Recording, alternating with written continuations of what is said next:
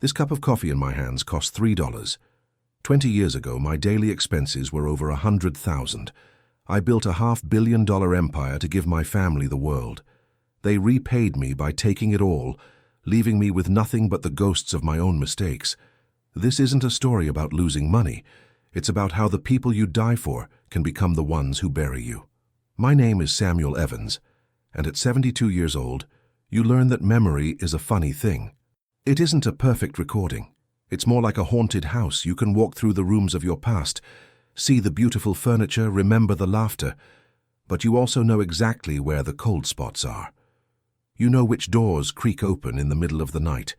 My story, the one that truly matters, begins in one of those rooms, a small, cramped house that always smelled faintly of sawdust and regret. My father, Joseph, was a factory worker. He was a good man, a strong man, but a man worn down to a nub by the relentless grind of the world.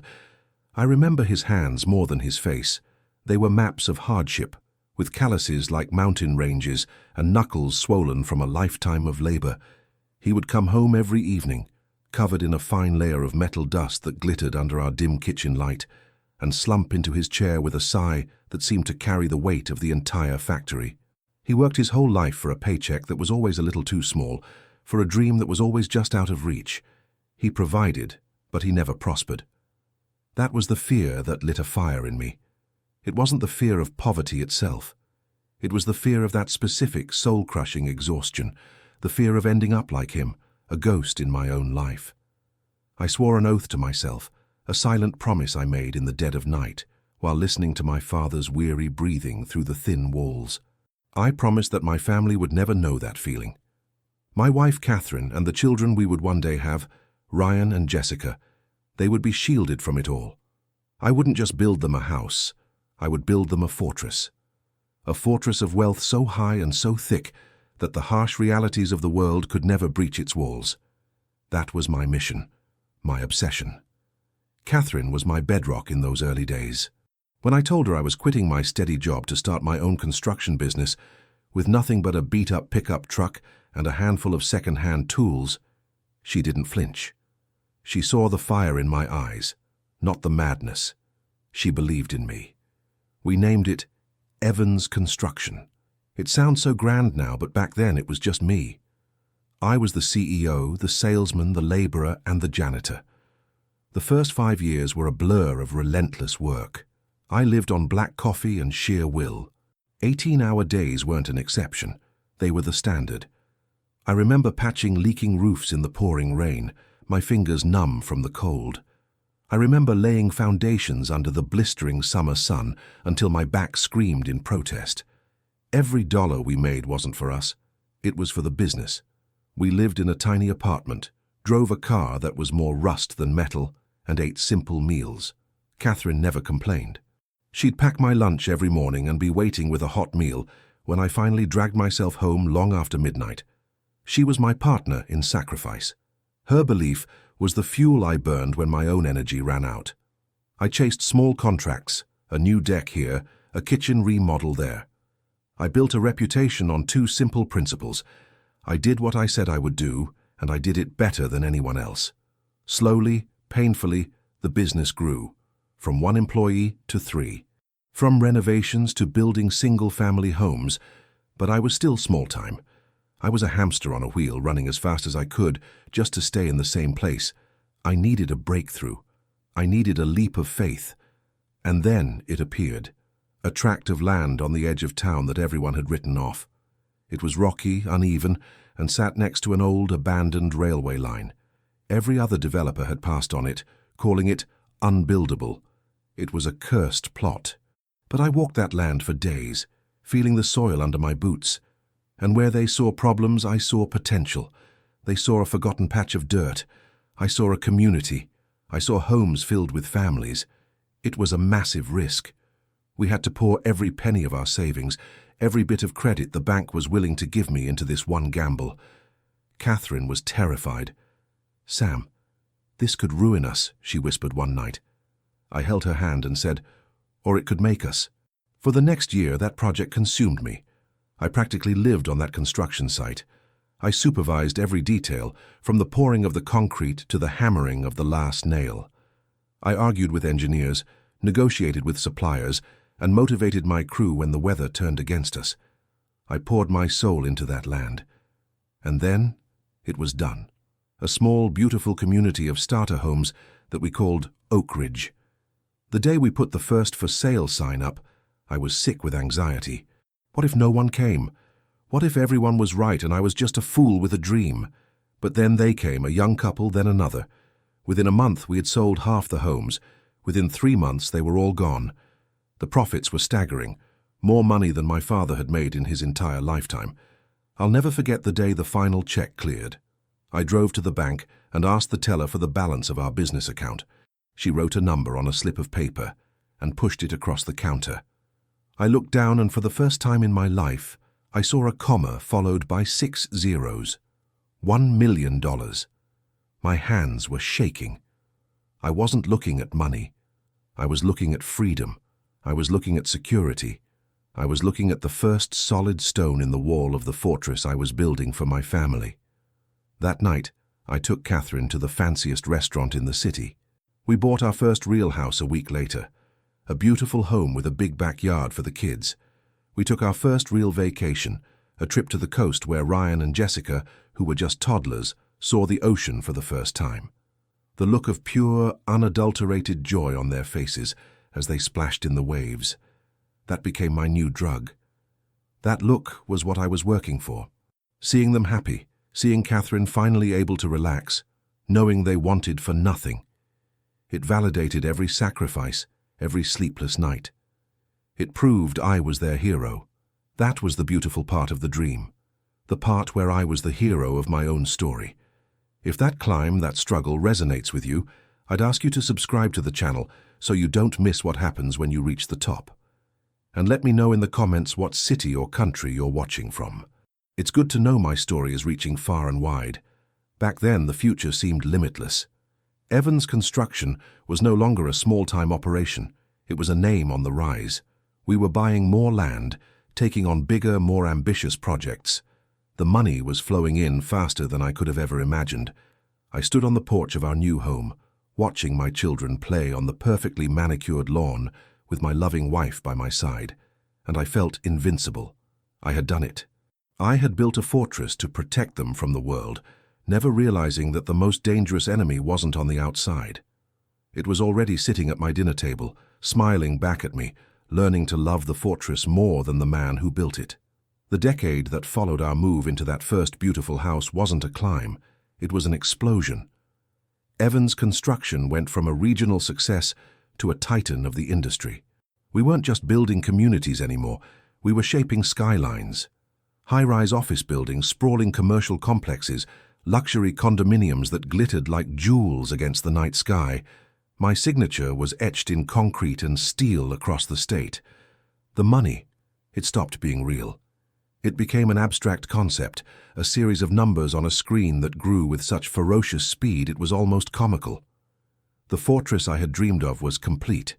It was a gilded kingdom, and I was its undisputed king. Our life became a spectacle of unrestrained luxury.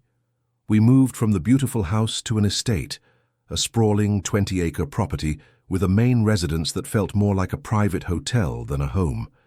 It had marble floors that echoed with the footsteps of the staff, a cavernous great room with a 20-foot ceiling, and an infinity pool that seemed to spill into the horizon. Catherine had it decorated by a famous designer from New York. It was stunningly beautiful and utterly sterile. It was a place to be admired, not lived in. We didn't have a garage. We had a motor court filled with a rotating collection of European performance cars. I owned a jet, not because I needed one, but because I could. It became a symbol, a way of telling the world and myself that I was no longer the son of a factory worker. I had transcended gravity. My own transformation was the most insidious. The hungry, resourceful builder who counted every nail and stretched every dollar was gone. In his place stood a magnate who believed his own legend. I developed what I can only describe as a Midas complex. I was convinced that my judgment was infallible, that my instincts were golden. I stopped listening and started decreeing. Meetings became monologues. The collaborative spirit that built the company was replaced by a rigid hierarchy with me at the very top, a remote and untouchable figure. My identity, once rooted in the pride of my work, was now fused entirely with the power my wealth afforded me. I wasn't Sam Evans, the builder. I was Samuel Evans, the brand, and my family. They were the first citizens of my new kingdom, and they adapted to their roles with breathtaking ease. Catherine, my steadfast partner in sacrifice, became the regal queen of our estate. Her days were no longer filled with supporting my dreams, but with managing the social calendar, chairing charity galas, and ensuring our family's public image was as polished as the silverware. Our conversations shifted from the future of the business to the politics of the local country club. The quiet intimacy we once shared was replaced by the constant low-level hum of event planning and social maneuvering. She was no longer my partner. She was the curator of the museum of our success. My children, Ryan and Jessica, were the prince and princess. They had no memory of the small apartment or the rusty car. Their entire conscious existence had been one of effortless abundance. They never had to earn anything, so they never learned the value of anything. To them, money wasn't a tool to be respected. It was an atmosphere to be breathed. Jessica, my bright, creative daughter, became obsessed with crafting a perfect life for an audience of strangers on social media. Her reality was a meticulously curated feed of exotic travels, designer clothes, and exclusive parties. Her requests for money were always framed in the language of investment. "Dad, I need a new wardrobe for the spring season in Paris. It's crucial for my brand's aesthetic." It was a brand that produced nothing but receipts. Ryan was more complicated. He inherited my ambition, but none of my discipline. He saw the empire I had built and viewed it not as a legacy to preserve, but as a resource to be exploited. He dropped out of 2 different universities, insisting the curriculum was beneath him. He drifted through a series of ventures, a record label that never signed an artist, an app that never launched, each one a spectacular failure that I quietly cleaned up, writing off the losses to protect him from the sting of consequence. I told myself I was giving him the freedom to find himself. The truth is, I was denying him the very struggles that had forged me. The first real crack in the foundation appeared on a Tuesday afternoon in my office. It was a space designed to intimidate. Dark mahogany, floor-to-ceiling windows with a panoramic view of the city I had helped build. My old friend and financial advisor George sat across from me. George had been with me since the Oak Ridge days. He was a cautious, methodical man, the very anchor I needed for my soaring ambition. He slid a folder across the vast expanse of my desk. "Sam," he began, his voice low and steady, "we need to talk about the family expenditures. They're becoming unsustainable." I leaned back in my leather throne, a wave of irritation washing over me. "They're my family, George. They're entitled to the benefits." "Entitled is a dangerous word," he countered, pushing his glasses up his nose. "Jessica's brand marketing expenses last quarter exceeded the entire annual salary of your top project manager. And Ryan's failed ventures have cost this company over $7 million in the last 2 years alone. This isn't about benefits, Sam. This is a hemorrhage." His words felt like a betrayal. "Are you telling me how to spend my own money? Are you questioning how I choose to provide for my children?" George leaned forward, his expression earnest. "I'm telling you that you've built the strongest house in the world, but you're raising your children in the attic, completely disconnected from the foundation. You're giving them a river of money, but you're not teaching them how to swim. They're going to drown and they might just pull you under with them." I felt a flash of white-hot anger, the audacity of him. He who still lived in a modest suburban home was lecturing me, Samuel Evans, about my family. He saw a problem on a balance sheet. I saw my duty as a father. "My family is off limits," I said, my voice cold and final. "Your job is to manage the numbers, not my life. Remember that." George just shook his head slowly, a look of profound disappointment in his eyes. He closed the folder and stood up. "The numbers are your life, Sam. You just can't see it anymore." He left my office, and that conversation created a chasm between us that never truly closed. I had been given the clearest warning, and I had chosen to interpret it as an insult. The true point of no return came a few months later at Ryan's 25th birthday dinner. It was a lavish affair held at a Michelin-starred restaurant. At the end of the meal, Ryan stood up, tapped his glass for attention, and presented me not with a thank you, but with a proposal. He unveiled a sleek, leather-bound portfolio. Inside were architectural renderings of a hyper-exclusive boutique hotel perched on a pristine stretch of coastline we owned. He called it Azure Point. "Dad," he announced, his voice filled with a passion I hadn't heard from him in years, "I'm tired of playing in the minor leagues.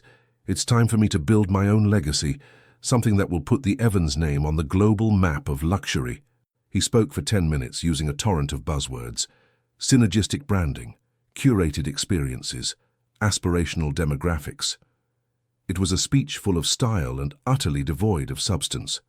I could see the flaws from a mile away. The market was already saturated. The logistical costs were astronomical.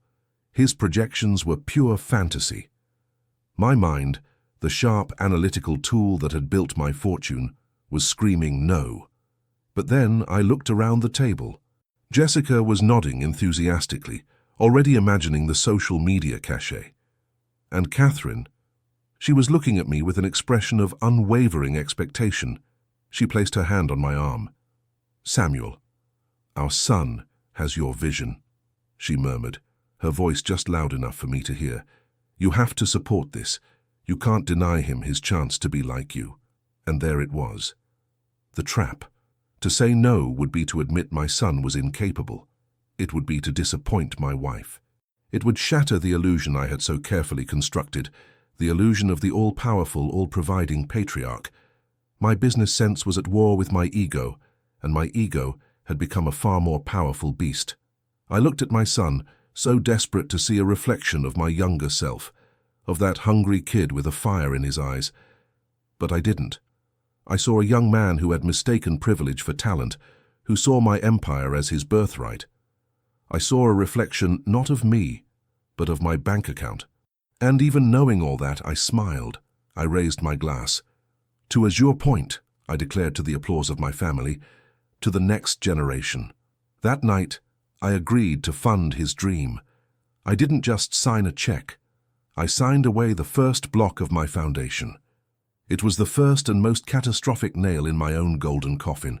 Giving Ryan the green light for Azure Point was like opening a Pandora's box of fiscal insanity. In my delusion, I imagined he would approach the project with some semblance of the diligence he'd seen in me over the years. I thought he would hire seasoned professionals and respect the process. Instead, he treated the tens of millions I allocated as play money. The project began not with engineers and surveyors, but with a public relations firm and a lavish launch party that cost more than my first custom-built home. Ryan's vision for the hotel changed weekly, dictated by whatever trend he'd seen in a design magazine or heard about from his equally inexperienced friends, whom he promptly hired as consultants. One week, the theme was minimalist tranquility. The next, it was opulent baroque. Each pivot meant tearing down what was just built, scrapping expensive materials, and creating a cascade of delays and overages. He flew in a celebrity interior designer from Milan, who insisted on sourcing marble from a specific quarry in Italy that had a 6-month waiting list. He commissioned a $1 million chandelier before the building even had a roof.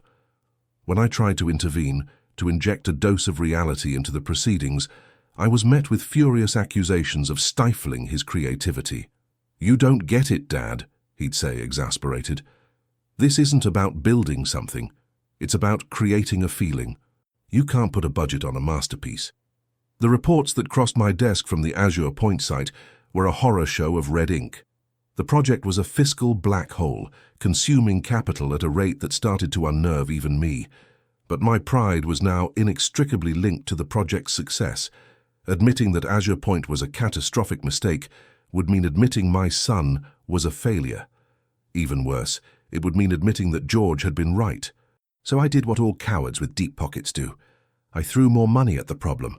I shielded the board of Evans Construction from the true extent of the losses, reallocating funds from our profitable divisions to prop up Ryan's folly. I was performing a secret, desperate surgery, trying to stop the bleeding in one part of my empire by draining the lifeblood from another. As if this singular drain wasn't enough, a second front opened up at home. Jessica watched the attention, and more importantly, the river of cash flowing toward her brother's project, and she decided it was her turn. She came to me with a proposal for her own venture, a lifestyle brand she called Jess Evans Curated. It was a concept so vague and ethereal it was impossible to pin down. It involved, as far as I could tell, her traveling to exotic locations, wearing designer clothes, and posting about it online. She pitched it as a synergistic marketing arm for the Evans portfolio, a way to build our brand with a younger, aspirational demographic. It was utter nonsense, and I knew it. But I was already weakened, my authority as a patriarch compromised by my inability to say no to one child. How could I deny the other? I was exhausted by the prospect of another family conflict, so I agreed. I set her up with an office in one of our corporate buildings and gave her a substantial seed fund. In reality, I had just sanctioned the creation of a private slush fund. Her division hired a team of her friends as content creators and brand strategists. Their primary output was an endless stream of expense reports for five-star hotels, first-class flights and eye-watering shopping sprees from Paris to Dubai. I was now financing 2 vanity projects, each one competing to see which could burn through money faster. The breaking point arrived with George. He requested a private meeting, and the moment he walked into my office I knew this was not a friendly visit. He wasn't carrying a simple folder this time. He was carrying a thick, bound report that he placed on my desk with a heavy, final thud. "This is everything, Sam," he said, his voice devoid of its usual warmth.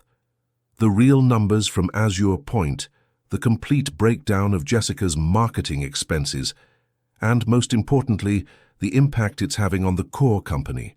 We're 30% over-leveraged. Our profit margins on legitimate projects are shrinking because you're diverting top talent and resources to stop the bleeding from your kids' hobbies." I refused to open the report. "These are strategic long-term investments," I said, the lie tasting like ash in my mouth. "Don't!" George snapped, his voice cracking with a frustration that had been building for years. "Don't insult my intelligence and don't lie to yourself. This isn't strategy. This is malpractice.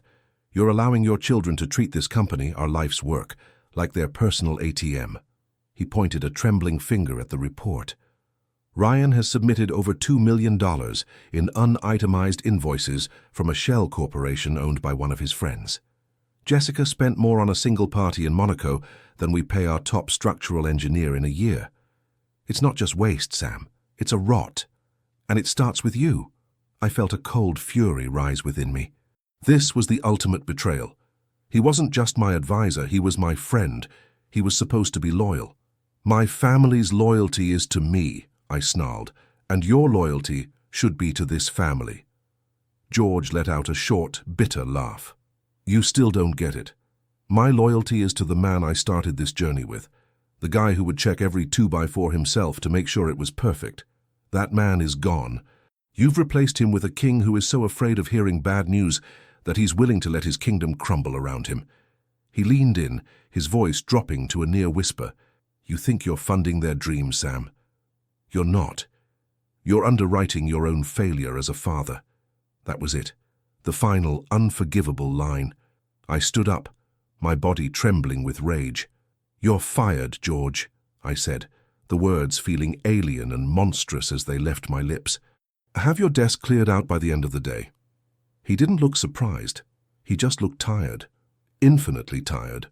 "I hope you figure out what's truly valuable before you lose it all," he said quietly. And then he walked out of my life. In the aftermath, I did what all isolated leaders do. I built an echo chamber. I fired anyone who had been loyal to George and promoted a new guard of younger, slicker executives. They were men who told me what I wanted to hear. They praised my dynastic vision. They applauded my investment in the next generation. They saw my weakness not as a flaw to be corrected, but as an opportunity to be exploited for their own advancement. With George gone, there was no one left to speak truth to power. There was no one left to tell the king he had no clothes. I was surrounded by a chorus of yes-men, and I mistook their flattery for validation. The company, my magnificent, robust creation, began to groan under the strain. Deadlines on our real projects were being missed. Long-term clients began to complain about a drop in quality. The reputation I had spent a lifetime building was beginning to tarnish, all because I was siphoning off its strength to feed the insatiable appetites of my children. Then, late one Thursday night, the phone rang. It was the kind of call that you feel in the pit of your stomach before you even answer. It was the head of security from the Azure Point construction site. His voice was frantic. "Mr. Evans, you need to get down here. There's been an accident, a bad one." I arrived to a scene of controlled chaos. Flashing lights from ambulances and police cars cut through the darkness, illuminating a nightmare. A newly constructed wing of the hotel, a massive three-story structure, had collapsed. A concrete support beam, improperly cured and set by a subcontractor Ryan had hired because he was a friend, had given way, causing a catastrophic pancaking effect. Several workers were trapped. The site was a tangled mess of twisted steel and shattered concrete. Standing there amidst the shouts of the rescue workers and the wail of the sirens, a cold, terrifying clarity washed over me. This wasn't a line item in a report. This wasn't an abstract financial loss. This was real. This was a disaster born of incompetence, funded by my ego. For the first time in over a decade, I felt a genuine, primal fear. But when Catherine called, her voice shrill with panic after seeing the news, my instinct for self-preservation took over.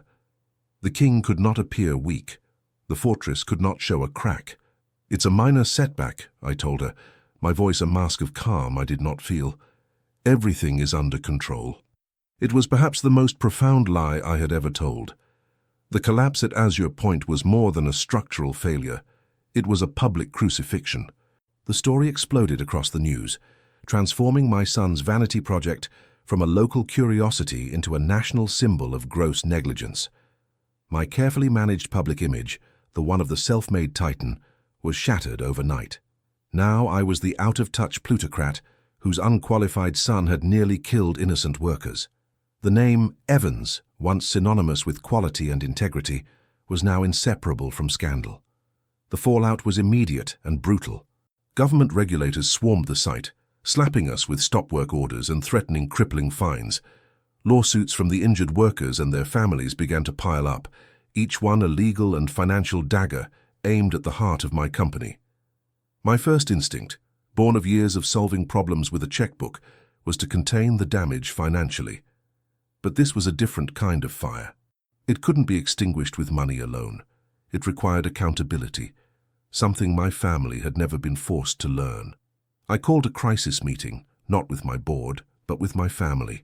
We sat in the cavernous living room of our estate, the silence thick with unspoken accusations. I expected some semblance of remorse from Ryan, some acknowledgement of his catastrophic failure of judgment. Instead, I was met with petulant defiance. "This isn't my fault," he declared, pacing in front of the cold fireplace. "The contractor lied to me. How was I supposed to know he was cutting corners? You're the one who always taught me to delegate." Catherine, ever his defender, rushed to his side. "He's right, Samuel. Ryan has been under immense pressure. It's the company's responsibility to have better oversight. You can't put this all on him." I stared at them, dumbfounded. It was a masterclass in deflection.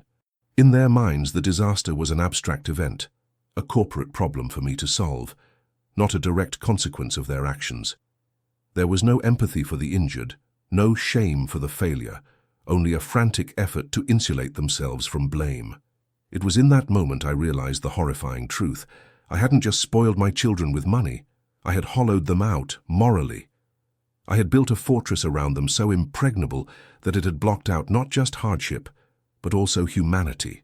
The financial bleed from the disaster was catastrophic. We were facing tens of millions in immediate settlement costs, legal fees, and regulatory penalties, not to mention the astronomical cost of demolishing and rebuilding the compromised structure.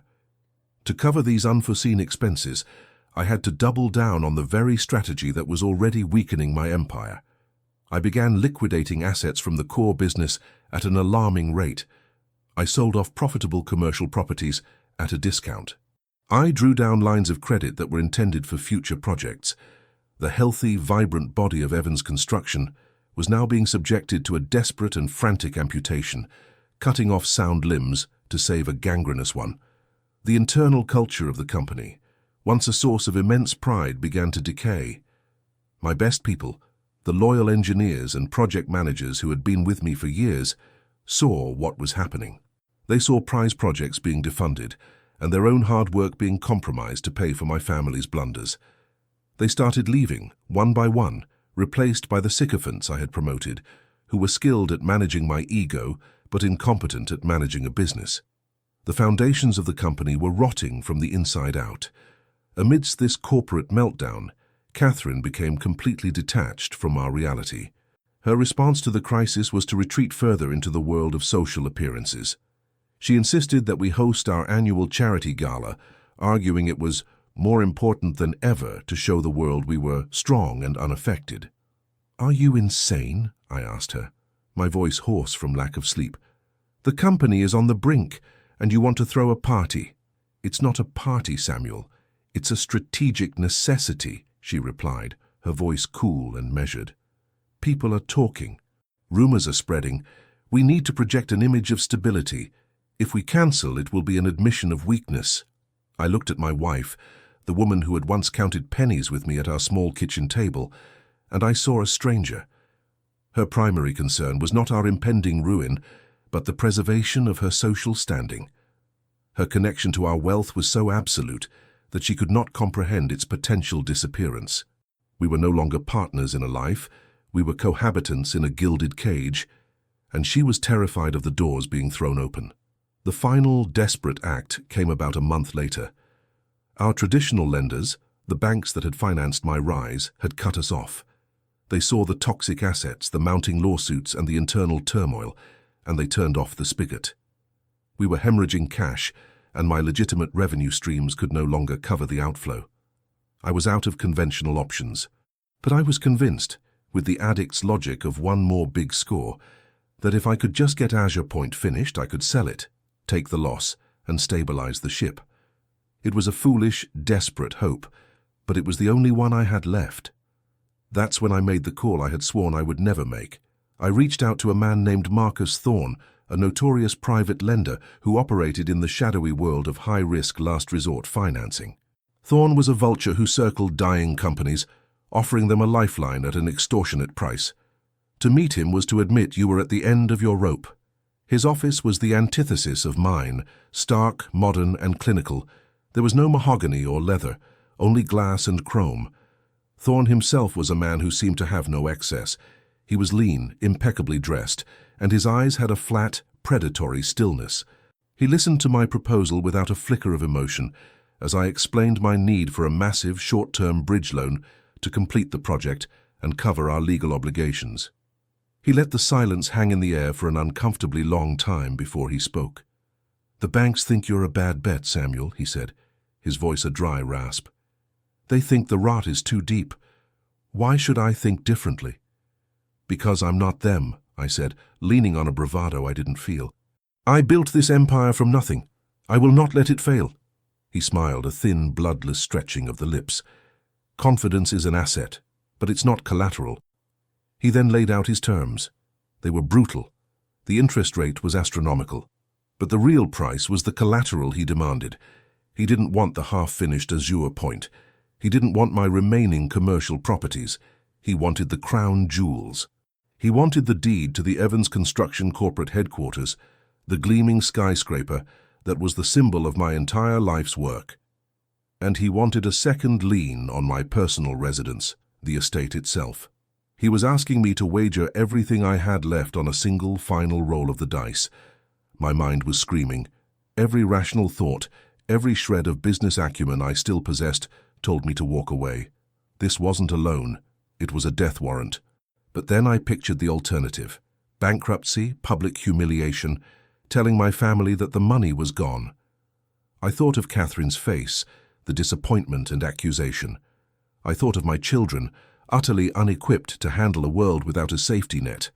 My role as their protector, their provider, was the last piece of my identity I had left. Losing that was a fate worse than financial ruin. I picked up the pen. It felt impossibly heavy in my hand. Thorne slid the stack of documents across the glass table. "You're sure about this, Sam?" he asked, a flicker of something. Was it pity, curiosity, in his predator's eyes? I met his gaze, my jaw set.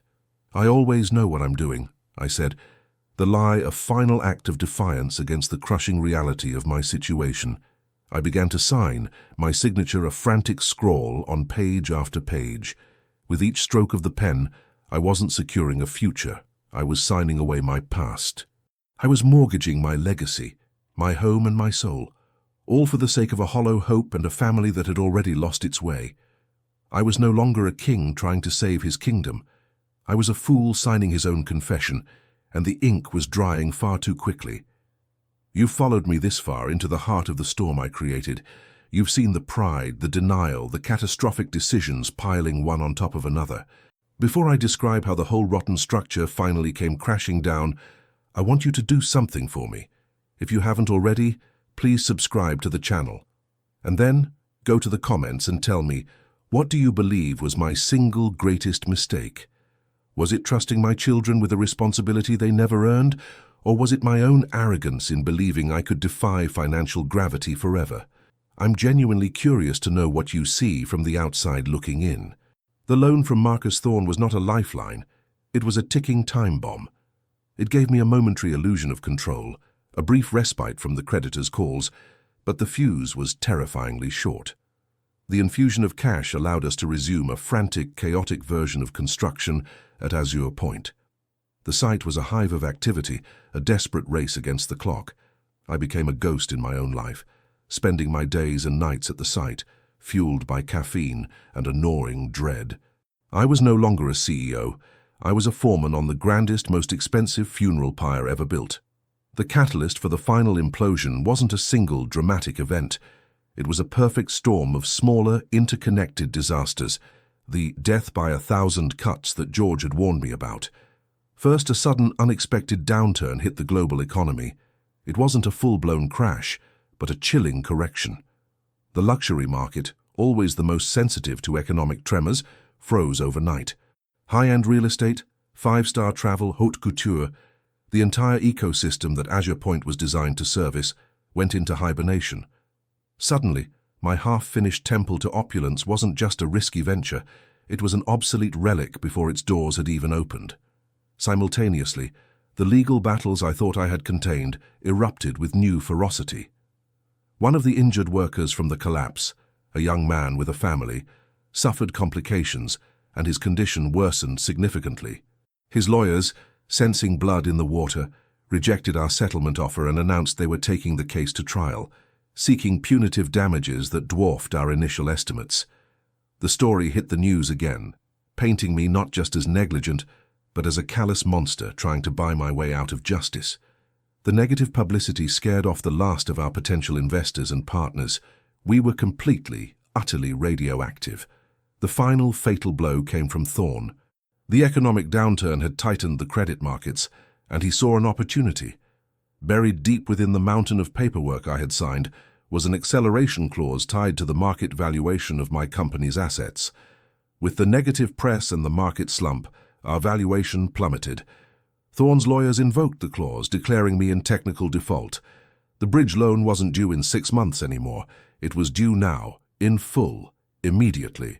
The phone call from Thorne was brief and devoid of any pretense. "The terms are clear, Samuel," he said, his voice as cold and hard as the glass on his desk. "You have 72 hours to remit payment. If you cannot, we will begin asset seizure." 72 hours. It was an impossible, laughable deadline. I didn't have the money. It was all sunk into the black hole of Azure Point. The empire was insolvent. I spent the next 3 days in a frantic, humiliating whirlwind of activity, calling everyone I had ever known, begging for extensions, for capital, for a miracle. The yes-men who had surrounded me vanished like smoke. The powerful friends I had hosted at galas and on my jet were suddenly unavailable.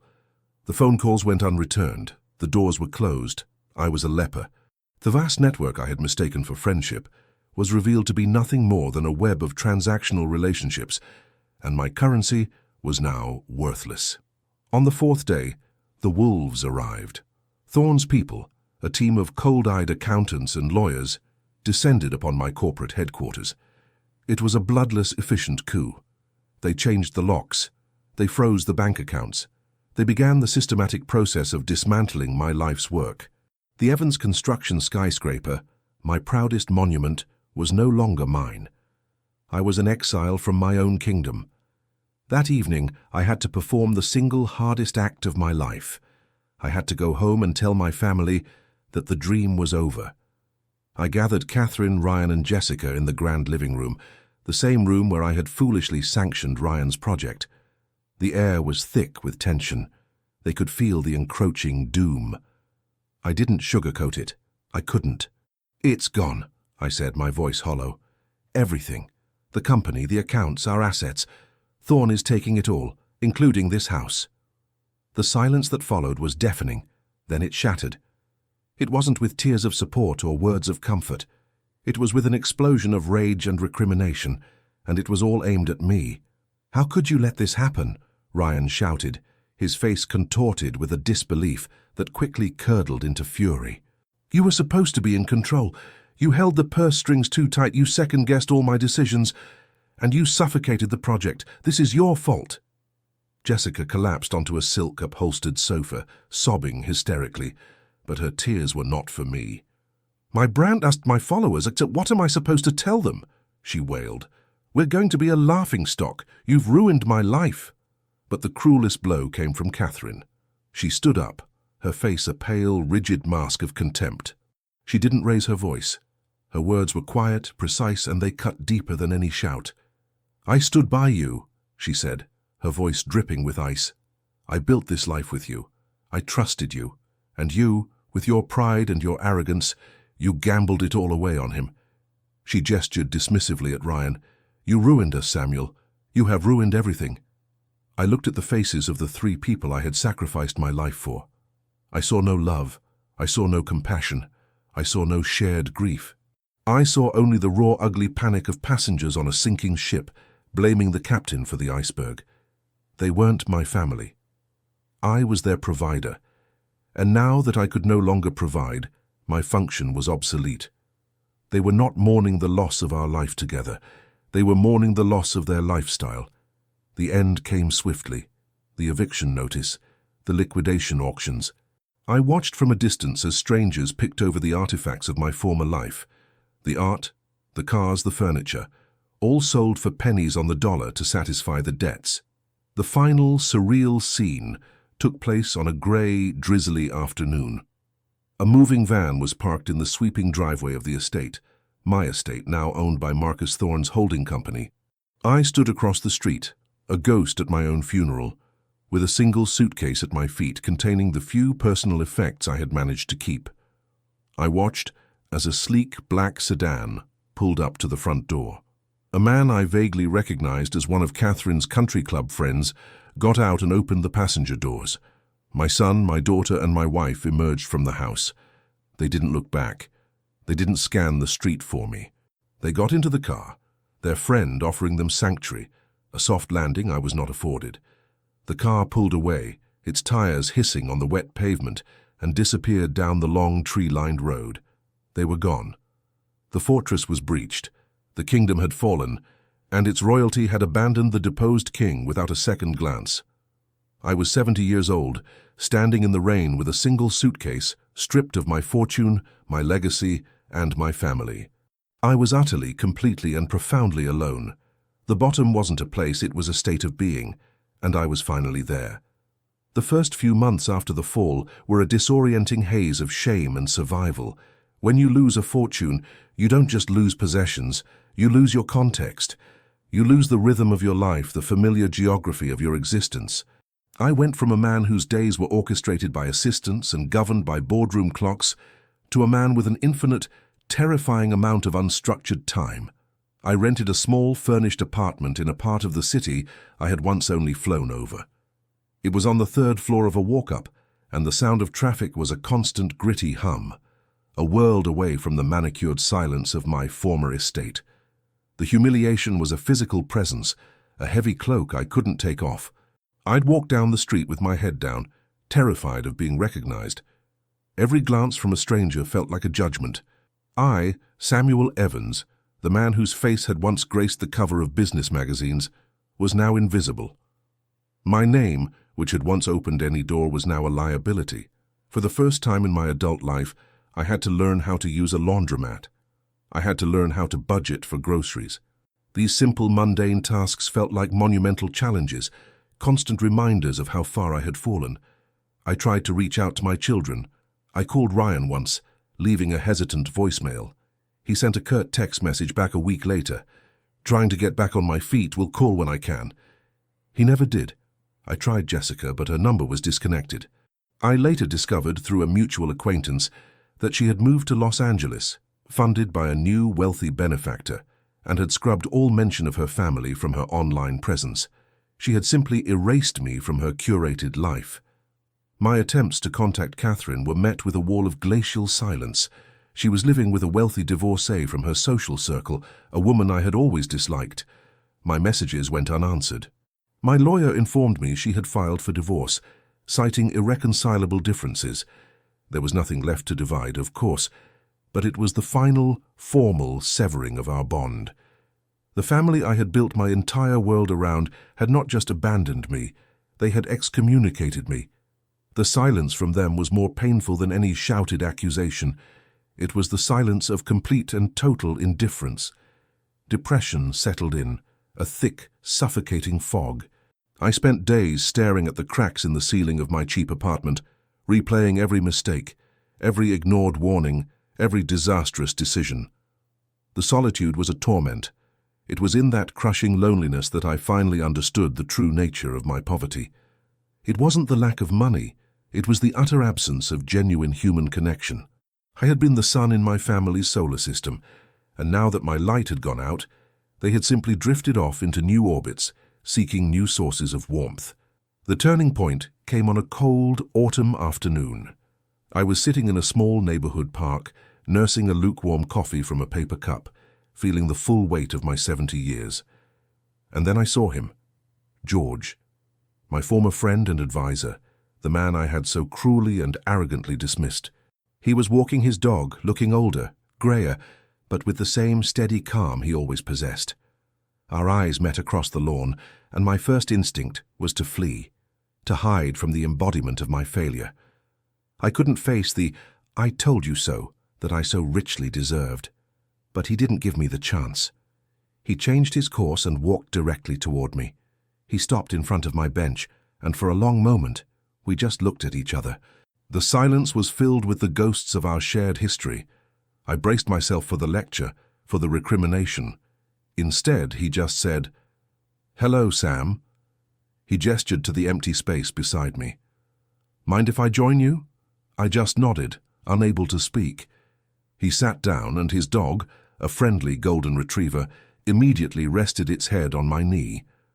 We sat there for 5 minutes without saying a word, just watching the leaves fall. Finally, he turned to me and asked a simple question that no one else had. "How are you holding up? For real?" That question, so simple, so human, broke through the dam of pride and shame I had built around myself. It was the first drop of genuine compassion I had felt in what seemed like an eternity, and I broke. The tears I hadn't allowed myself to shed came in a silent, racking flood. I didn't sob, I just leaked despair. George sat there patiently, not saying a word, just letting me unravel. When it was over, he put a hand on my shoulder. "I read about what happened," he said quietly. "I'm sorry, Sam. I truly am. Not for the money. For you." That afternoon was the beginning of my reconstruction, not of my fortune, but of myself.